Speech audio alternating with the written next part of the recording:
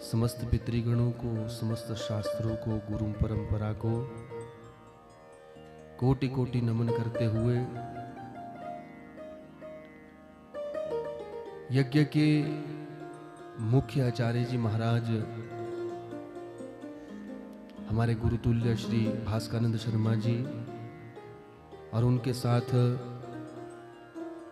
सहयोग रूप में ऋग्वेद, यजुर्वेद, सामवेद, अथर्ववेद रूपी ब्राह्मण मंडली और विशेष रूप से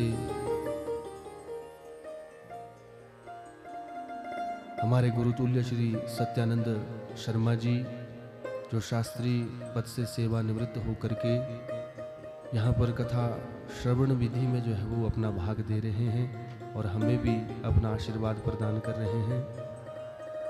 समस्त ब्राह्मण मंडलियों के चरणों में कोटि कोटि वंदन। संगीत के माध्यम से कथा में रस माधुरी घोलने वाले हमारे संगीतज्ञ आचार्य जी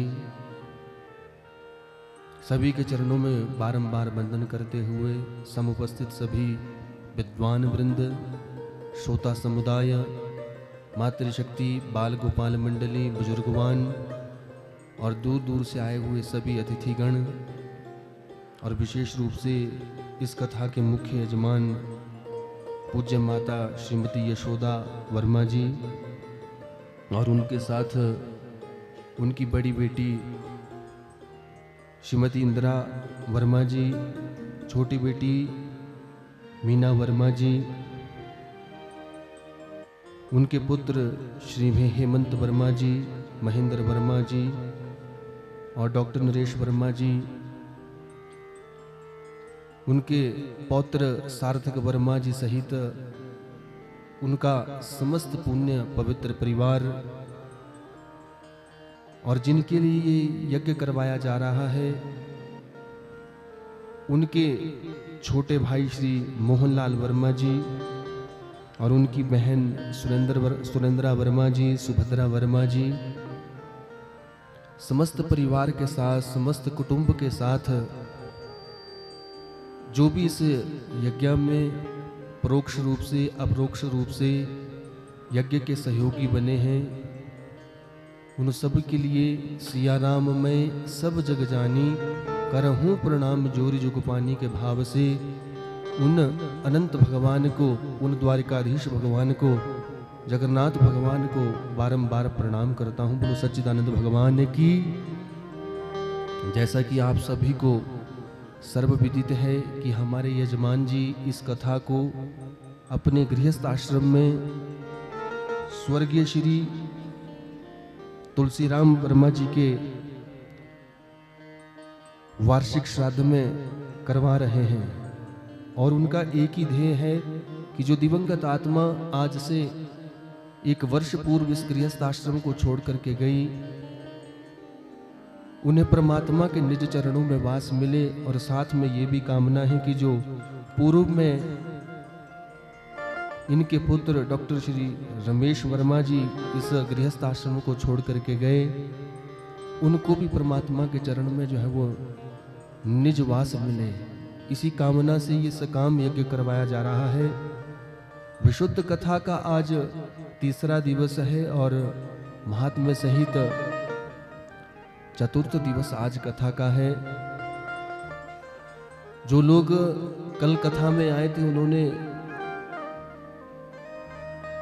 अनेक प्रकार की कथाओं को कल श्रवण किया था कि किस प्रकार से इस कथा के मुख्य श्रोता जिनका नाम परीक्षित है, उनकी जन्म की कथा को हमने महाभारत के सौप्तिक पर्व से आरंभ किया था और सौप्तिक पर्व से वो कथा आरंभ की गई थी और कैसे परीक्षित का जन्म उन पांडवों के वशों में हुआ, इस कथा को हमने विस्तार से श्रवण किया था। परीक्षित की दिग्विजय की कथा को हमने श्रवण किया था, कलयुग के आगमन की कथा को श्रवण किया था, कैसे उस कलयुग को रहने के लिए 4 स्थान दिए गए, इन कथाओं के विषय में श्रवण किया था और कैसे परीक्षित को 7 दिन में मरने का श्राप लगा, ये कथाएं हमने कल विस्तार से श्रवण की थी। और कैसे राजा परीक्षित अपना सब राजपाट छोड़ करके उस सुकताल प्रदेश में पहुंच करके समस्त ऋषियों के साथ जब पहुंचा तो वहां पर परम हंस वीतराग श्री सुखदेव जी महाराज का आगमन हुआ और सुखदेव जी महाराज ने इस मरण धर्मा राजा परीक्षित को भागवत की कथा कहनी आरंभ की है। बताया कि देखो गृहस्थियों को भगवान का भजन करना चाहिए। क्यों? क्योंकि ये भय कोई किसी और को नहीं है, वो परीक्षित कोई और नहीं है। हम सब गृहस्थी इस संसार के जो है वो परीक्षित है, क्योंकि एक ना एक दिन मरना जो है वो सबको आना है और ये निश्चित है। और इन्हीं 7 दिनों में जो है वो हमारी मृत्यु होनी है, जो ये हफ्ते के 7 दिन होते हैं। बोलो गोविंद भगवान ने की बताया था कि देखो गृहस्थियों को कैसे भगवान का ध्यान करना चाहिए, कैसे भजन करना चाहिए।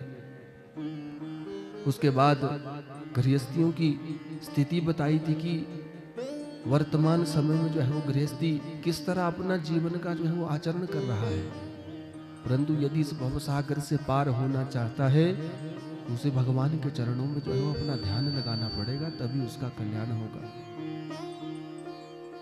फिर सुखदेव जी महाराज ने सबसे पहले उस परीक्षित को ये बताया कि देखो ये जितना भी समग्र संसार है भगवान के द्वारा कितनी सुंदर सृष्टि बनाई गई है।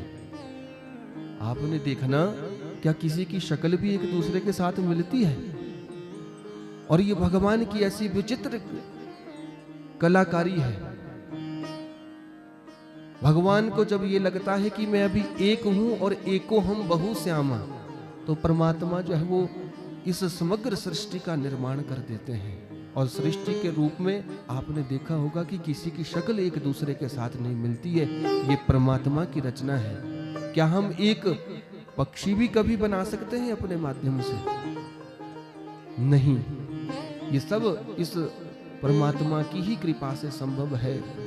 तो सुखदेव जी महाराज ने बताया कि कैसे वो भगवान जो है वो सृष्टि करते हैं। सृष्टि के हम विषय में हमने कल विस्तार से कथा श्रवण की थी और सृष्टि के मध्य जो भी ब्रह्मा के बाद आगे सृष्टि हुई उनकी कथा को श्रवण किया था। और ब्रह्मा के द्वारा जो अंतिम सृष्टि की गई वो मनु और शतरूपा के रूप में की गई। और मनु और शतरूपा सबसे पहले उस मनाली में, जो हमारे हिमाचल का छोर है, उस मनाली क्षेत्र में जो है वो एक नाव में आकर के वहां पर विराजमान हुए और वहां से ही सारी सृष्टि का जो है वो विस्तार करने लगे।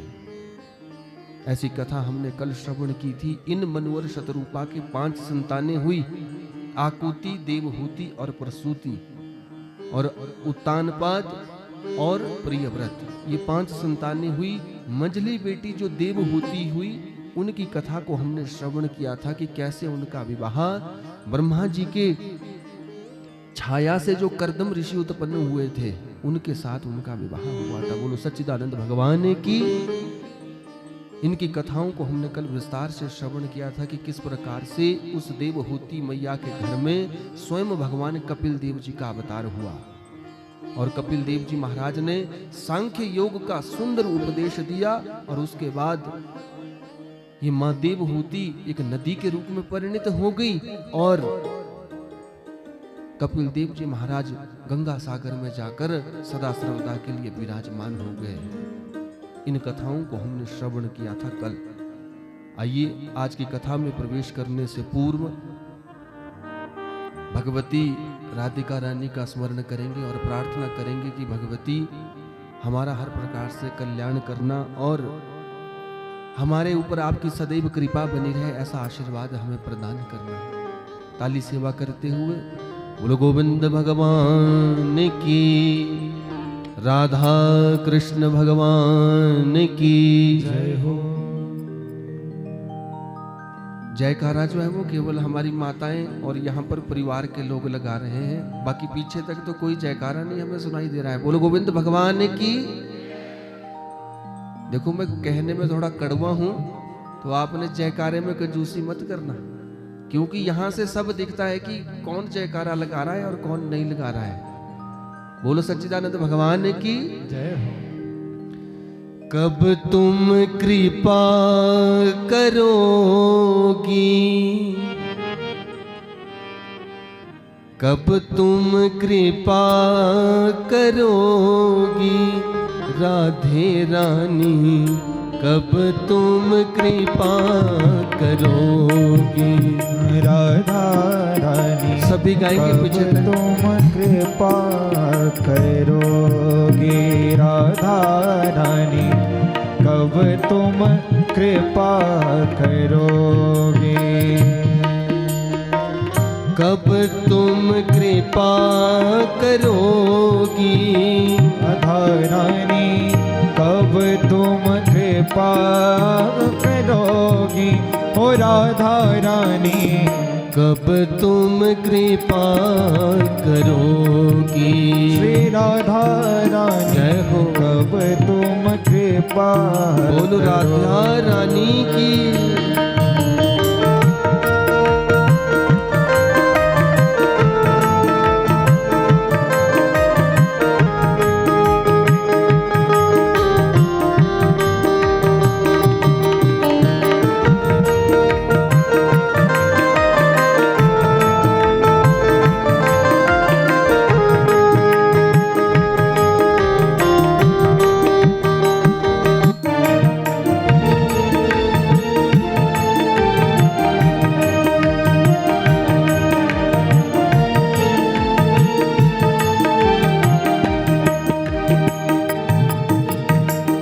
मेरो मन नित चलत कुमारक, मेरो मन एक चलत कुमारक, मेरो मन नित चलत कुमारक, मेरो मन नित चलत कुमारक।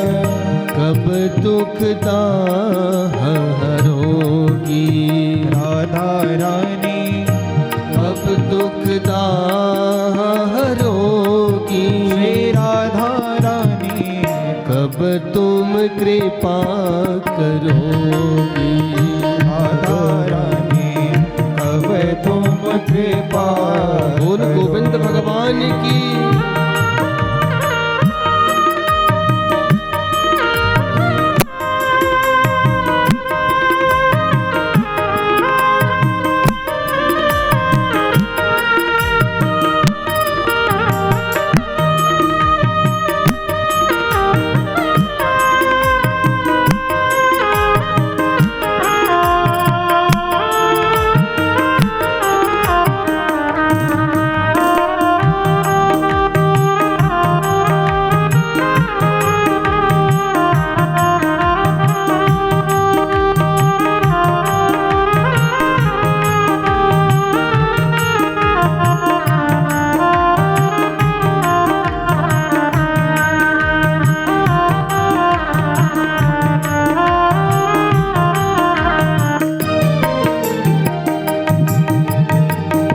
अति दुर्गम भव जाल बंध्यो में, अति दुर्लभ भव जाल बंध्यो में, अति दुर्गम भव जाल बंध्यो में, अति दुर्लभ भव जाल बंध्यो में। निज शरणन कब लोगी राधा रानी, निज शरणन कब लोगी ओ श्यामा प्यारी, कब तुम कृपा करोगी राधा रानी, कब तुम कृपा करोगे। कब तुम कृपा करोगी कब तुम कृपा करोगे राधा रानी, कब तुम कृपा करोगे राधा रानी, कब तुम कृपा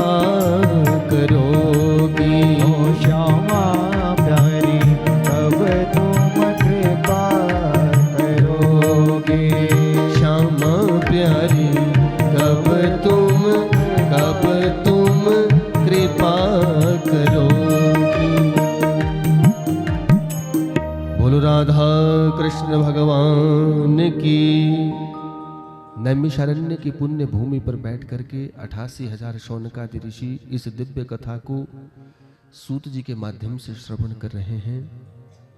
और राजा परीक्षित जिसे 7 दिन में मरने का श्राप लगा है, वह इस कथा को उस शुकताल प्रदेश के ऊपर बैठ करके शुकदेव जी के मुख से श्रवण कर रहे हैं। और हम आप लोग यहाँ पर इस गृहस्थ आश्रम में बैठ करके विगत दिनों से इस कथा को श्रवण कर रहे हैं।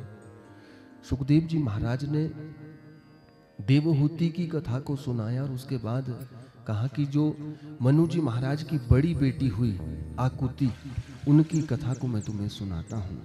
शुकदेव जी महाराज कहते हैं राजा परीक्षित से, आकुतिम रुचये प्रदादपिहि भ्रातमतिम नृपः पुत्रिका धर्ममाश्रित्य शतरूपानुमोदितः।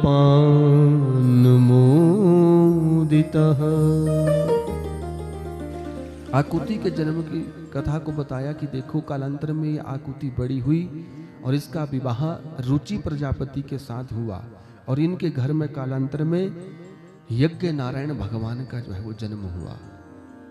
हमने विगत दिनों में कथा को श्रवण किया था कि जैसे जैसे कथा आगे चलेगी वैसे वैसे भगवान के जो है वो अनेक अवतार भागवत में कहे गए हैं। तो यहाँ पर यज्ञ नारायण भगवान जी का जन्म हुआ और यज्ञ नारायण जी का जन्म होने के बाद कालांतर में इनका विवाह दक्षिणा नाम की कन्या से हुआ। बोलो गोविंद भगवान की। इसलिए शास्त्र आज्ञा करते हैं कि जो ये हमारे द्वारा यज्ञ किया जाता है, इनकी जो पत्नी होती है वो दक्षिणा होती है और दक्षिणा से ही सारे यज्ञ जो है वो पूर्ण हुआ करते हैं। बोलो गोविंद भगवान की। इन आकुति की कथा जो है वो भागवत में समास विधि से दी गई है। आगे बताया कि जो तीसरी पुत्री इनकी हुई, इनके जन्म की जो है वो कथा आती है। जो ब्रह्मा जी के अंगूठे से जो अंगूठे से पैदा हुए दक्ष जी महाराज थे, उनके साथ इन प्रसूति का जो है विवाह हुआ। बोलो सच्चिदानंद भगवान की। दक्ष का विवाह प्रसूति के साथ हुआ और इनके घर में कालांतर में जो है वो 16 कन्याएं हुई है। 13 धर्म को ब्याही है और एक कन्या जो है स्वाहा नाम की, वो किसे ब्याही गई है? अग्नि को। और स्वधा नाम की कन्या पितरों को भी ब्याही गई है।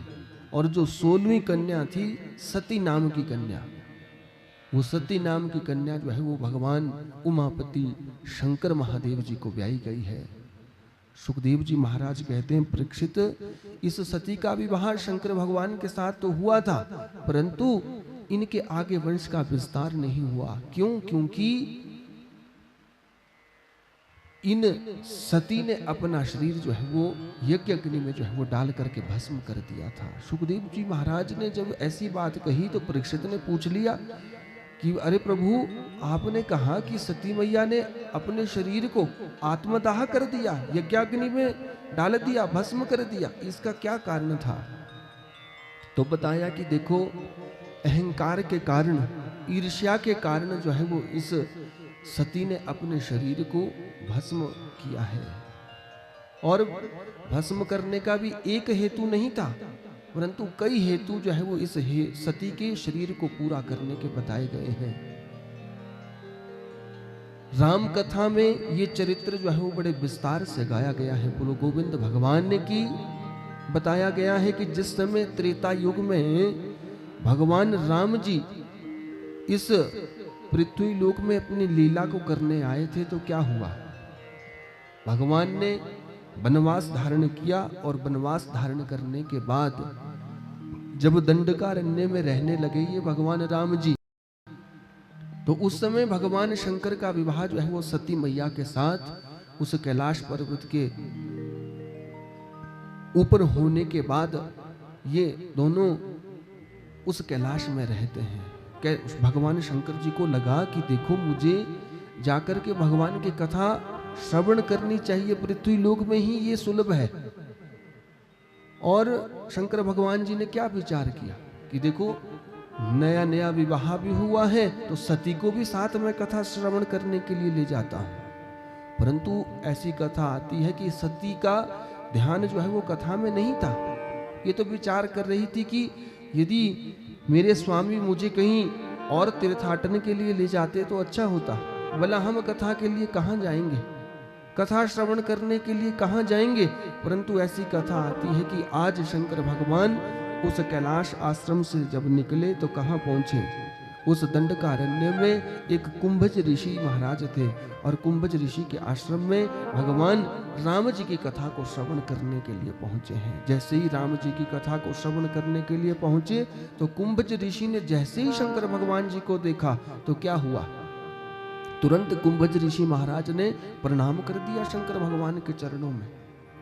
सती मैया के मन में जो है वो उसी दिन संशय हो गया। बोलो गोविंद भगवान ने कि अरे भला ये हमें क्या कथा सुनाएगा, ये तो हमारे चरणों में जो है वो लोटपोट हो रहा है। क्योंकि मन में अहंकार था इस सती के, इस बात का कि एक राजा की बेटी थी, क्योंकि हृदय में भक्ति नहीं थी। गोस्वामी तुलसीदास जी ने रामायण में जो है वो बड़ा सुंदर चरित्र गाया है। बोलो गोविंद भगवान ने कि एक बार त्रेता जुग माही, एक बार त्रेता युग माही, शंभु गए कुंभज ऋषि पाही, शंभु गए कुंभज ऋषि पाही, संग सती जग जननी भवानी, संग सती जग जननी भवानी, पूजे ऋषि अखिलेश्वर जानी, पूजे ऋषि अखिलेश्वर जानी, राम कथा मुनि बरज बखानी, राम कथा मुनि बरज बखानी, सुनी महेश परम सुख मानी, सुनी महेश परम सुख दानी, श्री राम जय राम जय जय राम, श्री राम जय राम जय जय राम, श्री राम जय राम जय जय राम, श्री राम जय राम जय जय राम, श्री राम जय राम जय जय राम, श्री राम जय राम जय जय राम। एक बार त्रेता युग माही, उस त्रेता युग में भगवान शंकर कुंभज ऋषि के पास गए और कहाँ गए, कथा को श्रवण करने के लिए उस दंडकारण्य के आश्रम में गए। जिस समय वो भगवान राम जी अपनी लीला को उस पंचवटी के आश्रम में रह करके कर रहे हैं। संग सती जगत जननी भवानी, संग कौन गई है, गोस्वामी तुलसीदास जी ने बड़ा सुंदर विशेषण लगाया है भगवती सती के साथ। संग सती जग जननी भवानी, जो जग की जननी है वो भगवान शंकर की धर्म पत्नी, वो अर्धांगिनी, वो साथ गई है। पूजे ऋषि अखिलेश्वर जानी, जैसे ही कुंभज ऋषि के पास गए तो क्या हुआ, आज कुंभज ऋषि हैरान हो गए कि भगवान स्वयं वो चंद्रमौली भगवान शंकर अखिलेश्वर आज मेरे इस छोटे से आश्रम में आ गए। तो आज अनन्य भाव से जो है वो स्वागत किया है। जब स्वागत किया तो ये स्वागत आज उस सती को हैरान कर गया कि अरे ये कैसा ऋषि है, भला ये हमें कथा क्या सुनाएगा। ये तो आज भगवान शंकर के ही चरणों में लोटपोट हो गया है। परंतु भगवान शंकर ने जो है वो आग्रह किया है कि हे ऋषिवर आप हमें भगवान की कथा को सुनाएं। राम कथा मुनि वर्ज बखानी, कहते आप हमें मेरे इष्ट प्रभु श्री राम जी की कथा को सुनाएं। सुनी महेश परम सुख जानी। यहाँ पर गोस्वामी तुलसीदास जी ने कहा कि देखो कथा तो हुई है, कुंभज ऋषि ने कथा तो की है, परंतु सुनी किसने है? सुनी महेश परम सुख जानी। कहते केवल कथा को श्रवण किया भगवान शंकर ने, सती मैया ने कथा को श्रवण नहीं किया। बोलो गोविंद भगवान ने की। देखो कथा के प्रति सबसे पहले जो है वो हमारा विश्वास होना चाहिए।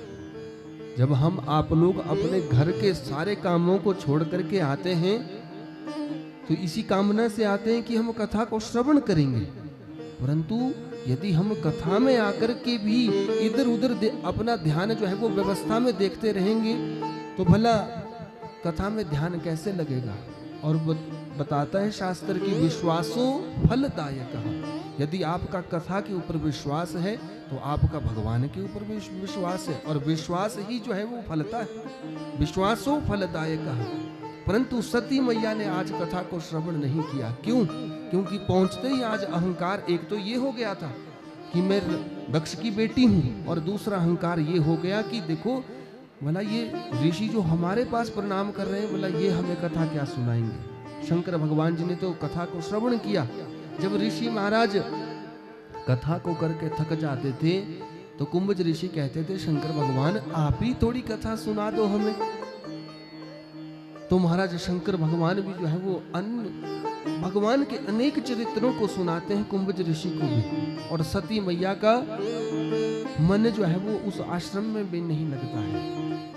शंकर भगवान जी से निवेदन किया कि देखो स्वामी हमें बहुत दिन जो है वो कैलाश पर्वत से आए हुए हो गए हैं, क्यों ना अब हमें अपने उस कैलाश आश्रम के लिए चलना चाहिए। शंकर भगवान जी ने सोचा कि जैसी इसकी इच्छा, आज सती के साथ जो है वो चले हैं उस कैलाश आश्रम के लिए। परंतु रास्ते में क्या घटना हुई, उसी समय भगवान राम जी की धर्म पत्नी को चुरा करके ले गया था। कौन? वो दुष्ट रावण ले गया था। और राम जी महाराज उन दंडकारण्य के जंगल में जो है वो घूम रहे हैं, और जब घूम रहे हैं तो क्या कर रहे हैं, लीलार्थ उन्होंने क्या दर्शन करवाया, क्या लक्षण यहाँ पर प्रकट किया, गृहस्थी होने का लक्षण प्रकट किया, लीला का दर्शन करवाया। यहाँ पर राम जी महाराज आज उन डालियों से, उन पत्तों से पूछ रहे हैं कि आपने कहीं वो मेरी मृगनैनी जैसी सीता कहीं देखी। परंतु शंकर भगवान जी ने जैसे ही राम जी के दर्शन किए तो आज भगवान राम जी के पास नहीं गए हैं। क्यों नहीं गए? गोस्वामी तुलसीदास जी का भाव है कि इसलिए नहीं गए कि यदि शंकर भगवान जी राम जी के पास चले जाते तो क्या होता, राम जी को वो लीला करना जो है वो कठिन हो जाता। परंतु आज शंकर भगवान जी ने दूर से ही राम जी को प्रणाम किया और दूसरे रास्ते से जो है वो निकलने लग गए। सती मैया ने जो है वो देखा आज राम जी को, और तीसरा संशय जो है वो सती को फिर हो गया, अरे हम इनकी कथा सुन रहे थे, इन परमात्मा की कथा सुन रहे थे, भला इनको कौन परमात्मा कहेगा। ये तो अपनी पत्नी के वियोग में जो है वो दर दर भटक रहे हैं, और पूछते किससे, अपनी पत्नी का पता जो है वो इन डालियों से और पत्तों से पूछ रहे हैं। आज उन परमात्मा के ऊपर भी जो है वो संशय हो गया। बोलो सच्चिदानंद भगवान ने की। जब संशय हुआ तो गोस्वामी तुलसीदास जी कहते हैं कि होई सोही जो राम रचि राखा। आगे आगे शंकर भगवान चले हैं, पीछे पीछे सती मैया चली है, परंतु आज अनेक कटु शब्दों में जो है वो भगवान के लिए भी बहुत सारी बातें कहने लगी। अरे प्रभु, आप किस देवता की कथा को श्रवण करवा रहे थे मुझे, जो अपनी पत्नी के वियोग में दर दर भटक रहा है। ऐसी कथा और ऐसे परमात्मा, मैं तो इनको भगवान समझती नहीं। भगवान शंकर ने समझाया, देखो सती, भगवान के ऊपर जो है वो संशय नहीं करते हैं। भगवान सर्वसमर्थ है, करतुम अकर्तुम अन्यथा करतुम, वो कुछ भी कर सकते हैं, वो सब, और समर्थ को नहीं दोष को साई। जो समर्थ होता है भगवान, वो भगवान है। और भगवान कौन होता है? जो 6 ऐश्वर्यों से उत्पन्न होता है। भगवान की लीलाओं के ऊपर भी संशय नहीं करते सती, और ना भगवान के ऊपर संशय करते हैं। बोलो सच्चिदानंद भगवान की। जब सती मैया को ये समझाने लगे, परंतु सती मैया नहीं मानी कि मैं नहीं मानती महाराज कि ये असल में आपके जो है वो इष्ट आराध्य हैं, भगवान है जिनका आप मंत्र जाप किया करते हैं। तो शंकर भगवान जी ने कहा कि यदि तुम्हारी भगवान की कोई परीक्षा लेने की इच्छा है तो जाओ तुम भगवान की परीक्षा कर लो। सती मैया ने पहले सोचा और शंकर भगवान जी को कहा कि आप एक पेड़ के नीचे बैठ जाओ, मैं अभी इनकी परीक्षा लेकर के आती हूँ। आज ये सती परीक्षा के लिए निकली है, और जब निकली तो उस जंगल में सीता का रूप धारण कर लिया है। जैसे ही सीता का रूप धारण किया तो आज राम भगवान जी के आगे आगे चल रही है, और जैसे ही राम जी ने दर्शन किया तो आज तुरंत अपना धनुष बाण नीचे रखा और तुरंत जो है वो सती मैया के चरणों में प्रणाम कर दिया। अरे मैया, आप इस निर्जन जंगल में भला अकेली क्यों घूम रही है? आज सती मैया हैरान हो गई। क्यों? क्योंकि इसने सीता का रूप धारण किया था। अरे ये तो सच में ही परमात्मा है, इन्हें ये पता लग गया कि मैं कौन हूं। आज ज्यादा तो कुछ नहीं कह पाई, परंतु कुछ शब्द राम जी के साथ कहे कि देखो मैं तो वैसे ही इस जंगल में घूम रही थी। राम जी महाराज ने पूछा, भगवान शंकर नहीं आए आपके साथ? आज भगवान से भी झूठ कह दिया और वहां से दौड़ दौड़ करके जो है वो चली गई है। जब शंकर भगवान जी के पास गई तो शंकर भगवान जी ने पूछा, कुछ परीक्षा लेकर के आई? तो आज सती ने कह दिया कि मैंने कोई परीक्षा नहीं ली महाराज। कछु ना परीक्षा लीनी गोसाई, महाराज मैंने कोई परीक्षा नहीं ली। शंकर भगवान जी ने सोचा कि यहां से तो बड़ी तिल मिला करके गई थी, और ऐसा नहीं हो सकता कि ये सती जो है वो परीक्षा लेकर के ना आई हो। आज ध्यान लगाया और जब ध्यान में देखा तो क्या देखा? सती मैया ने सीता का रूप धारण किया है।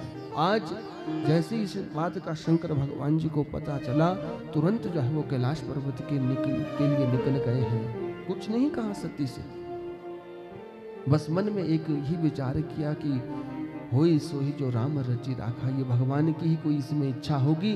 परंतु अब इस सती ने जो है वो मेरी मां का रूप धारण कर लिया है, अब मैं इसे कभी पत्नी रूप में नहीं देखूंगा।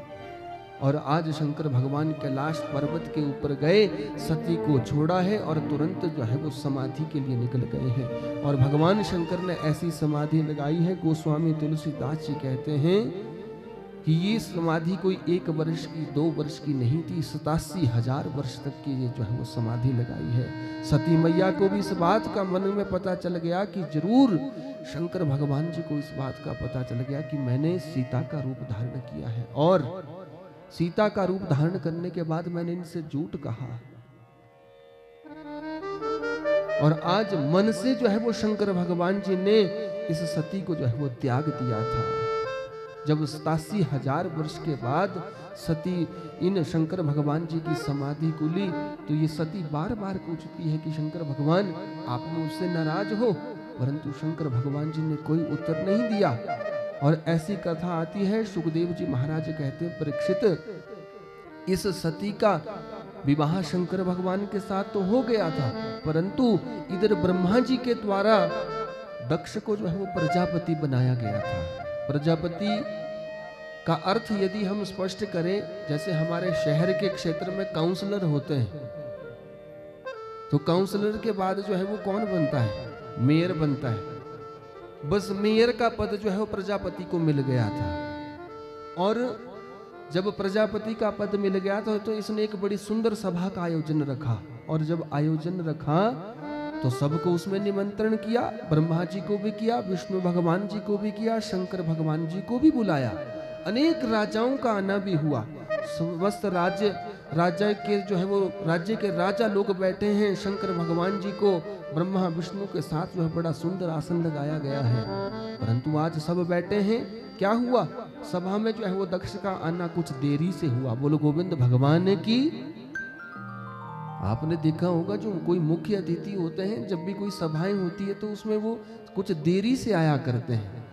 तो ऐसा ही आज उस प्रजापति दक्ष का भी जो है वो कुछ देरी से आना हुआ। शंकर भगवान जी ने सोचा कि अरे महाराज प्रजापति नहीं आ रहे हैं तो क्यों ना मैं भी थोड़ी देर जाकर के जो है वो भगवान का भजन कर लूं। भगवान शंकर जो है वो अपने भगवान का नाम लेने के लिए बैठ गए। जय सीताराम जय सीताराम जय सीताराम करने लग गए और उतने में उनकी समाधि लग गई। और इधर से प्रजापति का आना जो है वो कहाँ हो गया, उस सभा में हो गया। सभा में देखा कि सब लोग खड़े हैं। यदि कोई खड़े नहीं थे तो ब्रह्मा और विष्णु। क्यों? क्योंकि ब्रह्मा जी जो थे इस दक्ष के पिता थे। पिता का खड़ा होना कोई आवश्यक नहीं था उस सभा में, इसलिए ब्रह्मा जी बैठे रहे। और ब्रह्मा के भी जो पिता कहे हैं नारायण भगवान, वो भी बैठे रहे। परंतु शंकर भगवान जी तो दामाद थे। एक रूप में ये प्रजापति जो है वो दामाद के रूप में देखता है। और वैसे तो भगवान जो है वो महादेव कहे जाते हैं, और तो देव कहे जाते हैं, ये तो महादेव कहे जाते हैं। बोलो गोविंद भगवान ने की। परंतु आज व्यवहारिकता में देख रहा है कि ये मेरा दामाद मुझे मेरे स्वागत में जो है वो खड़ा नहीं हुआ। तुरंत जो है वो इस प्रजापति ने क्या किया, जैसे ही सभा में पहुंचा, आज आसन के ऊपर बैठा ही नहीं, बैठने से पहले ही अपना प्रवचन करना जो है वो शुरू कर दिया। मुख्य अतिथि जो होते हैं वो कुछ देर बाद अपना भाषण प्रस्तुत किया करते हैं, परंतु इस दक्ष ने आज क्या किया, तुरंत जो है वो बोलना शुरू हो गया। अरे इस सुंदर सभा में हमने अच्छे अच्छे राजकुमारों को बुलाया है, परंतु ये बंदर की आंखों वाला, ये नंग दढ़ंग रहने वाला, ये दुष्ट किसने बुला दिया। अरे ऐसे लोगों को नहीं बुलाना चाहिए सभा में, जिनको ये पता नहीं होता कि सभा में बैठना कैसे चाहिए। बोलो गोविंद भगवान ने की। देखो किसी भी सभा में जाओ, सत्संग में जाओ, तो हमें पता होना चाहिए कि हमें वहां पर अपना आचरण क्या रखना है। आप अपने घर बार में जो भी करते हो, परंतु आज उस प्रजापति को क्रोध आ गया। गृहीत्वा मृग शावक्ष्यः पाणिं मर्कट लोचना, अनेक प्रकार की गालियां देना जो है वो आरंभ कर दिया शंकर भगवान को।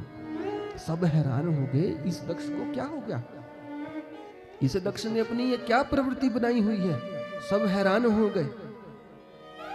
जब दक्ष की गालियां जो है वो नहीं रुकी तो आज नंदी जो है वो खड़ा हो गया। अरे दक्ष, तुम बहुत देर से जो है वो भगवान शंकर को, हमारे स्वामी को जो है वो गाली दे रहे हो। ऐसा नहीं होगा, अपनी जुबान को बंद रख दो। और यहाँ पर दक्ष ने उन शिव के गणों को भी जो है वो कई प्रकार की बड़ी भूली बातें जो है वो कहना शुरू कर दिया। अरे चुप हो जाओ, तुम भी इसके साथ इसकी गलती के उतने ही दंड के अधिकारी हो जितना ये शंकर है। जाओ, मैं तुम्हें श्राप देता हूं कि तुम शंकर के भक्त जो है वो पाखंडी हो जाओगे। तुम इसकी भक्ति में डोले रहते हो ना, जाओ तुम भी जो है वो पाखंडी हो जाओ। उस शंकर भगवान जी के गण ने इस बात को सुना, उस नंदी ने सुना। आज क्रोध आ गया कि हमारे स्वामी के बारे में ये भला बुरा कह रहा है। आज उस शंकर को जो है वो श्राप दे दिया कि शंकर, तू भी केवल अपने ही विषय में कह रहा है कि मैं ऐसा हूं, मैं राजकुमार हूं, मैं प्रजापति बन गया हूं, मेरे सम्मान में ये खड़ा नहीं हुआ। तुझे अपने पद का जो है वो अहंकार हो गया है। जब मैं तुम्हें श्राप देता हूं कि तेरा सर जो है वो धड़ से अलग हो जाएगा और तू इस राज्य पद से भी छूट जाएगा। जब ऐसा श्राप दिया तो महाराज शंकर भगवान को जो है वो जागृत अवस्था आ गई। और शंकर भगवान जी ने नंदी से कहा, नंदी क्या कर रहे हो, क्यों श्राप दे रहे हो मेरे ससुर को। अरे अच्छा, अगर इन्होंने कोई गाली भी दे दी तो कोई क्या भला बुरा कह दिया। अरे ये बुजुर्ग है, मेरे रिश्ते में जो है वो मेरे ससुर लगते हैं। अरे क्या बुरा इन्होंने कह दिया। ऐसे श्राप का माहौल नहीं बनाना चाहिए। और क्रोध में जो है वो कोई निर्णय भी नहीं लेना चाहिए। यहाँ कथा से जो है वो शिक्षा मिलती है। नंदी को क्रोध आ गया, परंतु क्रोध में जो है वो क्या श्राप दे दिया कि दक्ष, तेरा सिर जो है वो कट जाए। ये जिस मुख से तू मैं कर रहा है ना, ये मुख तेरा उस अग्नि में डल जाए। ऐसा श्राप दे दिया। यहाँ पर शंकर भगवान जी को अच्छा नहीं लगा। शंकर भगवान जी ने कहा कि देखो, जहां पर लड़ाई हो रही हो वहां पर नहीं रहना चाहिए। आज शंकर भगवान अपने समस्त गणों के साथ कैलाश पर्वत के ऊपर चले गए और इधर दक्ष के मन में जो है वो अहंकार हो गया। उस रिश्ते में जो है वो गांठ पड़ गई। जो रिश्ता पवित्र होकर के भी, पवित्र से भी पवित्र होकर के भी वो रिश्ता आज जो है वो उसमें ग्रंथि डल गई है। बोलो गोविंद भगवान ने की। और रिश्ते में जब गांठ पड़ जाती है तो उस गांठ को खोलना आसान नहीं होता है। आपने विचार करना, दूध और जल की जो है वो कैसी मित्रता होती है। यदि आप दूध में जल डाल दो तो वो भी दूध के ही रंग का हो जाता है, परंतु यदि उसमें थोड़ी सी खटाई आप डाल दो नींबू की तो क्या हो जाता है, तुरंत दूध का दूध और पानी का पानी हो जाता है। बस वैसे ही रिश्ते में भी यदि गांठ पड़ जाए तो वो गांठ जो है वो आसानी से नहीं खुलती है।